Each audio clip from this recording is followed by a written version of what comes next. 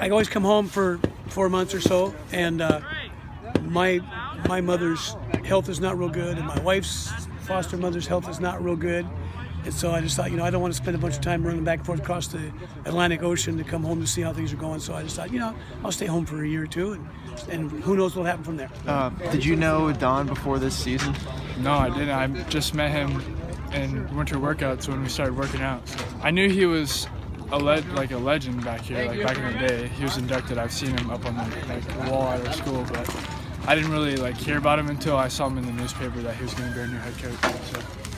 So how does it feel playing against a team that you coached for a few years? Well, I've done it several times. When I left Prairie here years ago, I went over to Hillsboro, and the first game of the season, we came back over here and played. So oh, you're kidding. It's fun to see people that you know, and Dave Pilcher's a very good friend of mine, and I enjoy that. It's great. This game's a great game. It doesn't matter who you're playing or when you're playing, but when you play against friends, you want to win, but if you don't, still it's a good game. It's crazy. He knows every single thing about any question you have, he'll have an answer for it. So it's really nice to have someone who knows every single thing about the sport. He's like an encyclopedia. Yeah, exactly. Has it helped you out? Yeah. Can you think of anything that he's specifically helped you out with? Well, for me being a pitcher, he's a pitching coach. That's what he did up in the bigger leagues. Mm-hmm. So in that area, we've been doing drills and stuff I've never even done before to help with certain pitches and pick off moves and all those kind of things. Well, I thought the game went really well. I knew that Heritage was going to have a